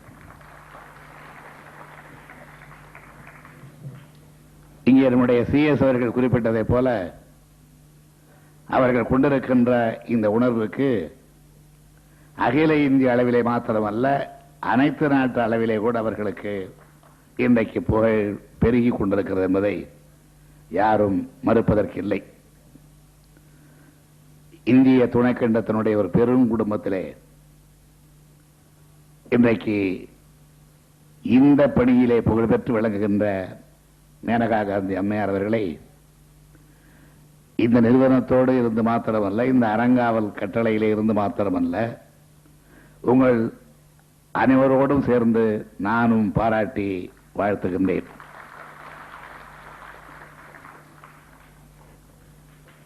இந்தியாவினுடைய முடிசூடா மன்னராக விளங்கிய பண்டித ஜவஹர்லால் நேரு அவர்களிடத்திலே பெருமதிப்பு கொண்டவர்கள் நாங்கள். அரசியலிலே பல கருத்து வேறுபாடுகள் இருந்தாலும் கூட ஒரு முறை சென்னை கடற்கரையிலே பேரறிஞர் அண்ணா அவர்கள் பேசும்பொழுது குறிப்பிட்டார்கள். நேருவையும் தன்னையும் ஒப்பிட்டுக் கொண்டு அண்ணா பேசும்பொழுது சொன்னார்கள், நேரு கட்டி முடிக்கப்பட்ட கோபுரம், நான் கொட்டி கிடக்கும் செங்கல் என்று சொன்னார்கள். அப்படிப்பட்ட கட்டி முடிக்கப்பட்ட கோபுரமாக திகழ்ந்த நேருவினுடைய குடும்பத்தில் இருந்து திருமதி மேனகா காந்தி அவர்கள் இன்றைக்கு ஆற்றி வருகின்ற தொண்டு அவருடைய குடும்பத்தின் பெருமையாலும் சிறந்து விளங்கிக் கொண்டிருக்கின்றது. அவர்களுக்கு நன்றாக தெரியும், மறைந்த சஞ்சய் காந்தி அவர்களுக்கும் எனக்கும் எந்த அளவிற்கு ஆழமான நட்பு உண்டு என்பது அம்மையார் அவர்களுக்கு மிக நன்றாக தெரியும். சஞ்சய் காந்தி அவர்கள் ஒரு முறை சென்னைக்கு இளைஞர் காங்கிரசின் சார்பாக அழைக்கப்பட்டு அந்த விழாவிலே நானும் கலந்து கொண்ட பொழுது குறிப்பிட்டேன், நேருவின் பேரப்பிள்ளையே, இந்திராவின் வீரப்பிள்ளையே என்று நான் குறிப்பிட்டேன். அதன் பிறகு டெல்லியிலே நாடாளுமன்ற உறுப்பினராக இன்றைக்கும் இருக்கிற தம்பி மாறனுடைய இல்லத்தில் நானும் சஞ்சய் காந்தியும் பல முறை சந்தித்திருக்கிறோம். அன்றைய பிரதமர் அன்னை இந்திரா காந்தி இல்லத்திலேயே திருமதி மேனகா காந்தி அவர்கள் சஞ்சய் காந்தி அவர்கள் எனக்கு அறிமுகப்படுத்தி வைத்தது உண்டு. சஞ்சய் காந்தி மறைந்த நேரத்தில் நான் சென்னையிலே இல்லை. நான் இருந்த இடம் மைசூர் பிருந்தாவனம் ஹோட்டலில் எழுதி கொண்டிருந்தேன். காலையிலே 8 மணிக்கு செய்தி கிடைத்ததும் எழுதியவைகளை எல்லாம் அப்படியே போட்டுவிட்டு சென்னைக்கு வந்து விமானம் ஏறி டெல்லிக்கு சென்றேன். அப்படிப்பட்ட ஒரு பாச உணர்வோடு பழகிய அந்த குடும்பத்தில் இன்றைக்கு அருமை சகோதரி திருமதி மேனகா காந்தி அவர்கள் இந்த அளவிற்கு அளவற்ற தொண்டினை அன்போடும் பண்போடும் வாயற்ற ஜீவன்களுக்காக ஆற்றி வருவதை நான் பாராட்டுகின்றேன். இதிலே அவர்கள் கொண்டிருக்கின்ற உறுதியையும் உண்மையான உணர்வையும் நாங்கள் அப்படியே மனமாற ஏற்றுக்கொண்டு எந்த அளவிற்கு அரசின் சார்பிலே கடமைகளை ஆற்ற முடியுமோ அந்த கடமைகளை ஆற்ற தமிழக அரசு தயாராக இருக்கிறது என்பதையும் நான் தெரிவித்துக் கொள்கின்றேன். சென்ற மாதம் என்னை சந்தித்த பொழுது அவர்கள் வருத்தப்பட்டார்கள். தமிழகத்தில் இருந்து கேரளாவிற்கு அடி மாடுகள் 100 கணக்கிலே கொண்டு செல்லப்படுகின்றன. அவர்களை தடுத்து நிறுத்த வேண்டாமா என்று கேட்டார்கள். நான் சொன்னேன், தமிழகத்தின் வழியாகத்தான் அந்த மாடுகள் செல்கின்றன, அல்லாமல் அவைகளெல்லாம் ஆந்திரத்து மாடுகள் என்று நான் அவர்களிடத்திலே குறிப்பிட்டேன். அதையும் தடுப்பதற்கு முயற்சிக்க வேண்டும் என்று அவர்கள் தன்னுடைய உள்ள உணர்வுகளை எங்களுக்கு உணர்த்தினார்கள். அப்படிப்பட்ட மேனகா காந்தி அவர்களுக்கு இந்த விருது கொடுப்பது 100க்கு 100 பொருத்தமான ஒன்று என்பதை நான் உணர்கின்றேன். பாம்பை கூட தொல்லை கொடுத்து அடிக்கக்கூடாது என்பது அவர்களுடைய வாதம். இன்றைக்கு சில பேர் பாம்பின் கழுத்தில் அல்லது தலையில் நாகமணி என்ற ஒரு வைரம் இருக்கிறது என்பதற்காக அதை அடித்து கொன்று அந்த வைரத்தை தேடிக்கொண்டிருக்கின்றவர்கள் இன்றைக்கு இருக்கின்றார்கள். வைரம் எங்கே இருந்தாலும் அதை தேடுகின்றவர்கள் நாட்டில் இருக்கத்தான் செய்கிறார்கள்.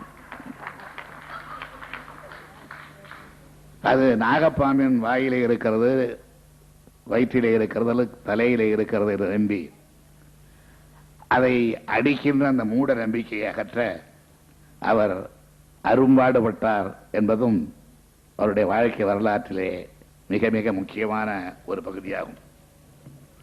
விலங்குகளுக்காக மனிதர்கள் என்ற ஒரு இயக்கத்தை அவர்கள் நிறுவி அதன் தலைவருக்காக பொறுப்பேற்று அந்த விலங்கினத்திற்காக ஆற்றி வரும் பணிகள் பல பல என்பதையும் நாடு மிக நன்றாக உணரும்.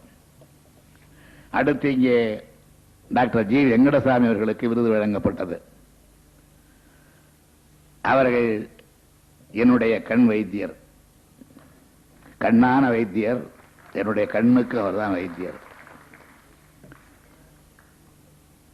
90 லட்சம் ஏழை எளியவர்களுக்கு இலவசமாக கண்ணொளி வழங்கினார் என்று இங்கே கூறப்பட்டது. அவருடைய சைட்டேஷன் படித்தபோது 1971 ஆண்டு இறுதியில் என்னுடைய கண் அறுவை சிகிச்சைக்காக நான் அமெரிக்கா சென்றிருந்தேன். அப்பொழுது என்னுடன் வந்து அமெரிக்க திருநாட்டில் பால்டிமோர் மருத்துவமனையில் ஒரு வார காலம் உடனிருந்து அந்த சிகிச்சைக்கு உற்ற துணை புரிந்தவர் டாக்டர் வெங்கடசாமி அவர்கள். சிகிச்சை முடிந்த பிறகு பால்டிமோர் மருத்துவமனையில் உள்ள ஒரு சிறிய திரை அரங்கம், அதில் கண்ணொளி பற்றிய ஒரு படம் போட்டு காட்டப்பட்டது. அமெரிக்க நாட்டில் நகர்ப்புறத்துக்கு வெளியே உள்ள சுற்றுப்புறத்திலே உள்ள கிராமங்களில் உள்ள மக்களுக்கு எப்படியெல்லாம் கண் சிகிச்சை செய்யப்படுகிறது, அதற்கு எப்படியெல்லாம் முகாம் போடப்படுகிறது என்பதை விளக்குகின்ற படம். அதிலே மருத்துவர்கள் எந்த அளவிற்கு நல்லுணர்வோடு பாடுபடுகிறார்கள் என்பதை விளக்குகின்ற படம் அந்த படம். இப்படி ஒட்டுமொத்தமாக நூற்றுக்கணக்கானவர்களுக்கு கண் அறுவை சிகிச்சை செய்கிறார்களே, இது எப்படி சாத்தியம் என்று கேட்டபோது என் அருகிலே அமர்ந்த அந்த படத்தை பார்த்த டாக்டர் வெங்கடசாமி அவர்கள், இதை நாமும் கூட செய்யலாம் தமிழகத்தில் என்று குறிப்பிட்டார்கள். சென்னைக்கு திரும்பியவுடன் அந்த பணி முழுவதையும் அவரிடத்தில் ஒப்படைத்து தமிழகத்திலே கிராமப்புறங்களிலெல்லாம் கண்ணொளி முகாம்கள் அன்றைக்கு ஏற்படுத்தி லட்சக்கணக்கான ஏழை எளிய மக்களுக்கு கண் அறுவை சிகிச்சையும் செய்து இலவசமாக அவர்களுக்கெல்லாம் மூக்கு கண்ணாடிகள் வழங்கிய அந்த திட்டத்துக்கு காரணகர்த்தாவாக விளங்கி அந்த திட்டத்தை நான் நிறைவேற்றுவதற்கு ஆதரவு அளித்தவர் நம்முடைய வெங்கடசாமி அவர்கள் என்று சொன்னால் அது மிகையாகாது. அவர் இன்று மதுரையிலே நம்முடைய சிஎஸ் அவர்கள் குறிப்பிட்டதை போல மதுரையில் நடத்துகின்ற அரவிந்த் மருத்துவமனை ஆனாலும், கோவை நெல்லை போன்ற இடங்களை நடத்துகின்ற மருத்துவமனைகளானாலும் அங்கெல்லாம் நம்பிக்கையோடு மக்கள் செல்லுகின்றார்கள். ஒரு காலத்திலே கண்கட்ட பிறகு சூரிய நமஸ்காரமா என்பது பழமொழி. இப்பொழுது கண்கட்ட பிறகு வெங்கடசாமி சந்திப்பு இருந்தால் இழந்த கண்ணை பெற்றுவிட முடியும். அந்த அளவிற்கு ஆற்றல் படைத்தவர். அதுவும் அந்த கண் வைத்தியத்தை தன்னுடைய திறமைக்காக அல்லது ஒரு தொழிலாக ஒரு வியாபாரமாக பொருள் சம்பாதிப்பதற்காக நடத்துகின்றவர் அல்ல. அவரை ஏழை எளியவர்களுக்கு பயன்படுத்த வேண்டும் என்பதற்காக நடத்தி கொண்டிருப்பவர். இன்றைக்கும் அன்றைக்கு அவர் தொடங்கி வைத்த அந்த கண்ணொளி வழங்குகின்ற திட்டம் தமிழக அரசால் தொடர்ந்து நடத்தப்பட்டு வருகிறது. விளம்பரம் இல்லையே தவிர இன்றைக்கும் அதற்கான அந்த திட்டத்தை கிராமங்களிலே அரசு நடத்தி கொண்டிருக்கிறது என்றால் அதற்கு மூல காரணம் நம்முடைய டாக்டர் வெங்கடசாமி அவர்களே ஆவார்கள்.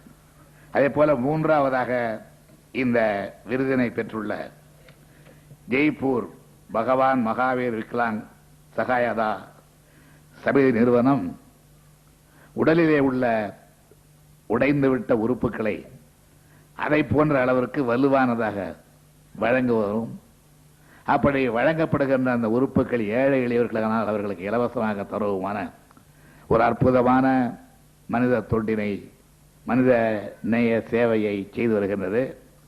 அந்த நிறுவனத்திற்கு இன்றைய தினம் விருது வழங்கியிருப்பதும் மிக மிக பொருத்தமுடைய ஒன்றாகும். மகாவீர் பெயரால் நடத்தப்படுகின்ற இந்த விழாவிலே நம்முடைய வரவேற்புரையாற்றிய நம்முடைய அருமை நண்பர் அவர்கள்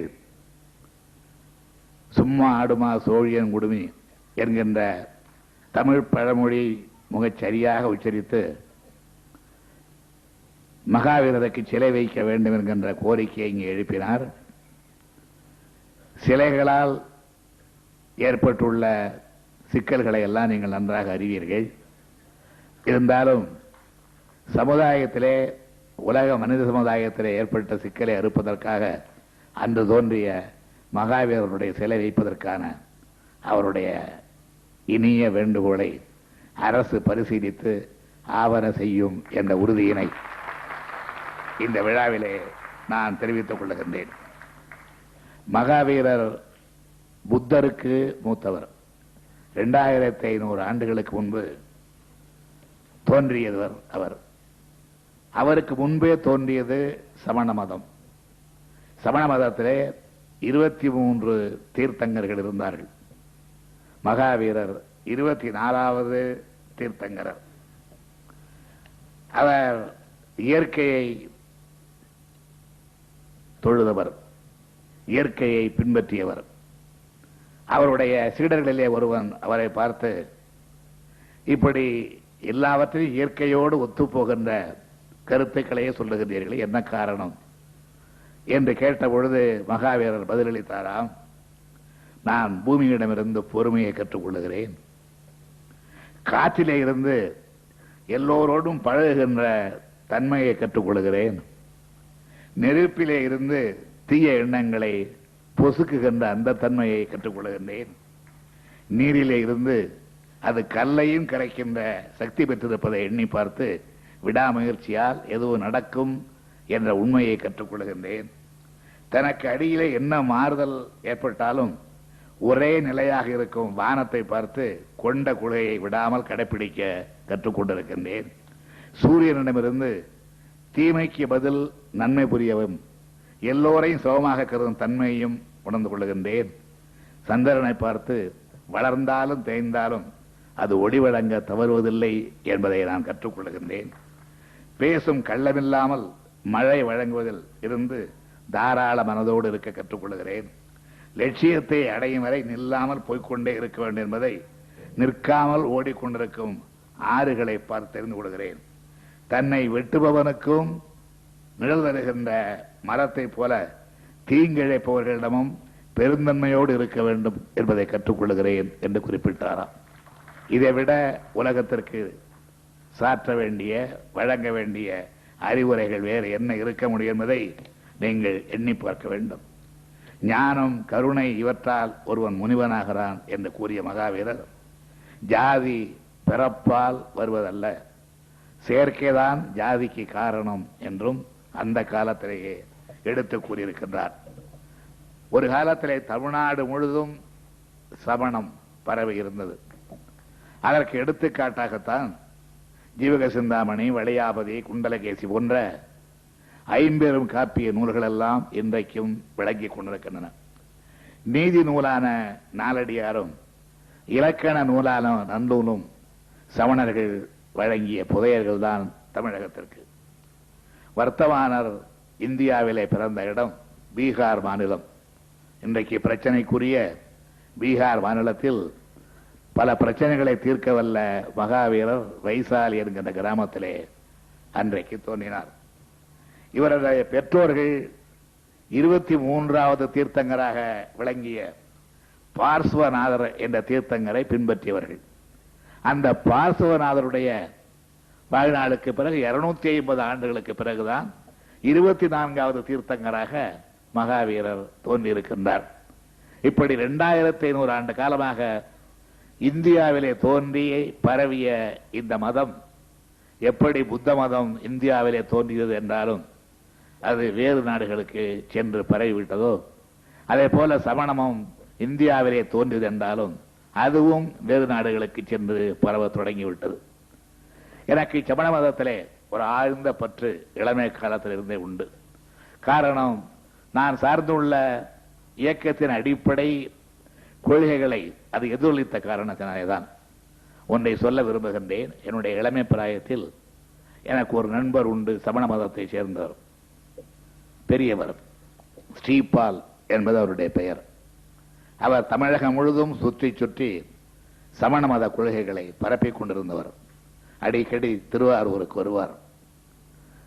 அவருடைய பணி என்னவென்றால், ஆண்டவன் பெயரால் ஆடு மாடுகளை கோயில்களிலே பலியிடுவதை தடுத்து நிறுத்துவதுதான் அவருடைய பெரும் பணி. அதற்காக பெரும் பிரச்சாரத்தை அவர் மேற்கொண்டார். அவர் திருவாரூருக்கு வரும்பொழுதெல்லாம் அவரை பார்த்தவரிடத்திலே உரையாடுவதும், அவரிடத்திலே மகாவீரர் புத்தர் போன்றவர்களுடைய போதனைகளை கேட்டு மகிழ்வதும் எங்களை போன்ற மாணவர்களுடைய பணியாக அன்றைக்கு இருந்தது. திருவாரூரில் பிடாரியம்மன் கோயில் என்ற ஒரு கோயில் உண்டு. அந்த கோயிலில் ஆண்டுதோறும் இரவு 12 மணிக்கு எருமைக்கிடா வெட்டுவார்கள். எருமைக்கிடா வெட்டி வெட்டப்பட்ட காரணத்தால் சிந்துகிற ரத்தத்தை ஒரு சட்டியிலே பிடித்து வைத்து அதை சோற்றிலே போட்டு கிளறி ஒரு கோயில் பிரகாரத்திலேயே புதைத்து விட்டு அடுத்த ஆண்டு வரையிலே இதை எடுக்காமல் காத்திருந்து அடுத்த ஆண்டு அதே திருவிழா நாளில் அந்த பானை எடுத்து அந்த இரத்த கலந்த சோற்றை ஊர்வலமாக சென்று ஊரிலே பல இடங்களிலே தெளிப்பார்கள். இதை தடுக்க வேண்டும் என்று பிரச்சாரம் செய்து பார்த்தார் திரு ஸ்ரீபால் அவர்கள். அவருக்கு துணையாக அன்றைக்கு திருவாரூரில் சுயமரியாதை சேர்ந்தவர்கள் இருந்தார்கள். எப்படி இணைய முடிந்தது என்றால், சுயமரியாதைக்காரர்களுக்கு பிடாரியம்மன் பிடிக்காது, ஸ்ரீபாலுக்கு அந்த அம்மனுக்கு ஆடு மாடு வெட்டுவது பிடிக்காது. ஆகவே 2 பேரும் இணையக்கூடிய ஒரு வாய்ப்பு ஏற்பட்டது. அந்த வாய்ப்பை பயன்படுத்தி நடைபெற்ற கிளர்ச்சியின் காரணமாக திருவாரூர் பிடாரியம்மன் கோயிலிலே ஆண்டுதோறும் வெட்டப்படுகின்ற ஆடு மாடுகளை வெட்டுகின்ற விழா தடுக்கப்பட்டது. அவருடைய பிரச்சாரத்தின் காரணமாக அன்றைக்கு இருந்த அரசு, தமிழகத்தில் இருந்த அரசு, அவருடைய பிரச்சாரத்தினுடைய அடிப்படையிலே கோயில்களிலே கிடா வெட்டுகின்ற அந்த பயங்கரமான கொடுமையான வழக்கத்தை நிறுத்துவதற்கு சட்டமே செய்தது. இப்படி வெற்றி பெற்றவர் அன்றைக்கு ஸ்ரீபால் என்ற சமண மதத்தைச் சேர்ந்த அந்த பெரியவர்.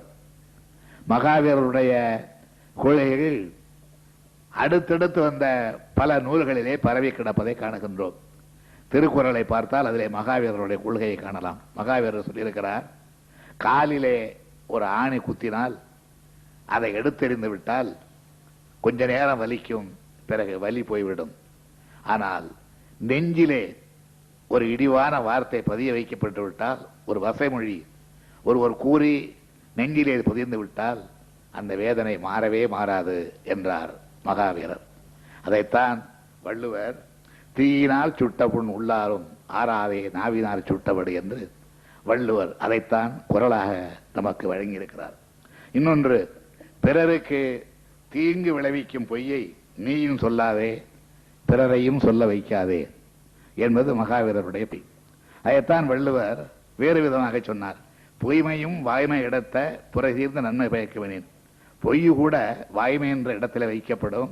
யாருக்கும் தீங்கில்லாத வாய்மையாக இருக்குமே, ஆனால் வாய்மை இடத்துல வைக்கப்படும். யாருக்கும் தீங்கில்லாத பொய்யாக இருக்க வேண்டும் அந்த பொய் என்று சொன்னார். வேடன் மானை துரத்தி கொண்டு போனான். அதை வேட்டையாட மான் ஒரு முனிவருடைய ஆசிரமத்தில் போய் நுழைந்து விட்டது. வேடன் போய் கேட்கிறார், முனிவரே இங்கு மான் வந்ததா என்று. பொய் சொல்லக்கூடாதான் முனிவர், ஆனால் சொல்ல வரவில்லை என்கிறார். வேடன் திரும்பி போய் விடுகிறான். மான் பிழைத்து விடுகிறது. முனிவர் பொய் சொன்ன காரணத்தால் மான் பிழைத்தது. அதைத்தான் வள்ளுவர் சொல்லுகிறார், பொய்மையும் வாய்மை கிடத்த புறகிருந்த நன்மை வைக்கணும். பிறருக்கு தீங்கில்லாவிட்டால் பொய் கூட சொல்லலாம், அது வாய்மை இடத்தில் வைக்கப்படும் என்று வள்ளுவருடைய கருத்து. அந்த காலத்திலே மகாவீரர் சொன்ன கருத்தை தான் வள்ளுவர் அவ்வாறு மாற்றி தமிழர்களுக்கு தந்தார் திருக்குறள் மூலமாக. இத்தகைய அருமையான கருத்துக்களை உறைவிடமாக திகழ்ந்த மகாவீரர் அவருடைய வழிபற்றி இன்றைக்கு தமிழ் இந்தியாவிலே எண்ணிக்கையிலே அதிக அளவு இல்லாவிட்டாலும் கூட லட்சக்கணக்கோ கோடிக்கணக்கோ என்றாலும் கூட 100 கோடி மக்களிலே பார்த்தால் எண்ணி பார்த்தால் மிக சொற்பமான கணக்குத்தான் என்றாலும் கூட எண்ணிக்கையிலே சொற்பமாக இருக்கலாம். ஆனால் உள்ள உறுதியிலே ஜெயினர் கொள்கையிலே மகாவீரரை பின்பற்றுவதிலே யாரும் சொற்பமானவர்கள் அல்ல, அற்பமானவர்கள் அல்ல என்பதை காட்டுகின்ற வகையிலே இந்த மாமன்றத்தில் நீங்கள் எல்லாம் கூடியிருக்கிறீர்கள். உங்களுடைய அன்பான வாழ்த்துக்களோடும் பாராட்டுகளோடும் 3 விருதுகளை பெற்றிருக்கின்றார்கள். விருது பெற்ற திருமதி மேனகா காந்தி அவர்களையும் டாக்டர் வெங்கடசாமி அவர்களையும் இன்னொரு இந்த மகாவீரர் நிறுவனத்தையும் பாராட்டி மகிழ்ந்து நன்றி தெரிவித்து இந்த அளவில் விடைபெற்றுக் கொள்கின்றேன். வணக்கம்.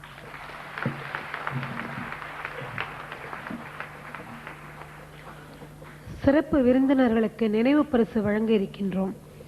பாரத் ரத்னா திரு சி சுப்பிரமணியம் அவர்களுக்கு நினைவு பரிசை வழங்கி கௌரவிப்பவர் சொல்லின் செல்வர் மாண்புமிகு தமிழக முதல்வர் திரு மு கருணாநிதி அவர்கள்.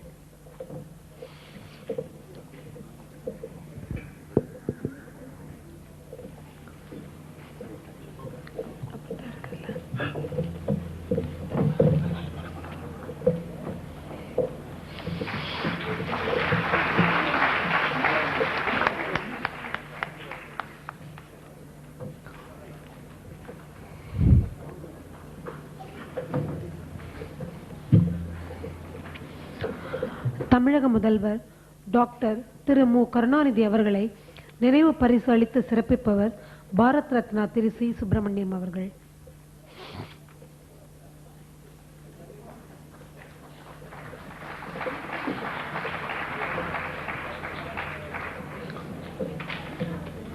திருவாரூரின் தலைமகன் டாக்டர் கலைஞர் திரு மு கருணாநிதி அவர்கள் சட்ட வல்லுநர் திரு தீப்சந்த் கார்டி அவர்களுக்கு நினைவு பரிசினை வழங்குகிறார்.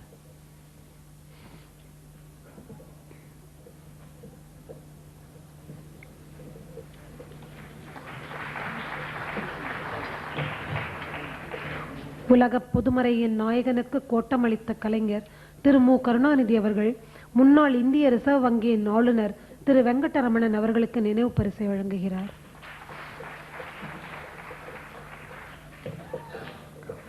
குரலோவியம் தந்த கலைஞனாம் டாக்டர் திரு மு கருணாநிதி அவர்கள் பூஜ்ய ஆச்சாரிய ஸ்ரீ சந்தனாஜி அவர்களுக்கு நினைவு பரிசை வழங்குகிறார்.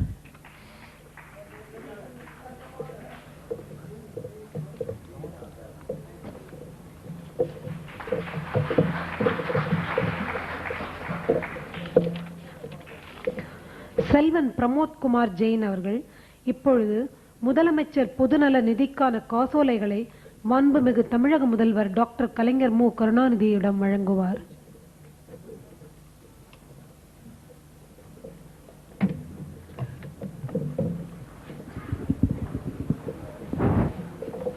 Vanakkam. The Singhvi family does not do things by half. We are not satisfied by merely giving the Honorable Chief Minister a memento on the occasion.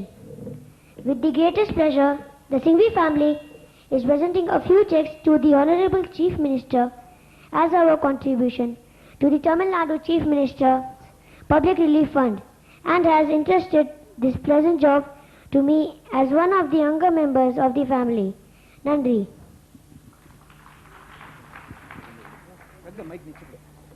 இச்சிறு வயதிலேயே தாத்தாவின் பாதையை பின்பற்றும் சிறந்த பேரப்பிள்ளையாகிறான் திரு பிரமோத் குமார் ஜெயின்.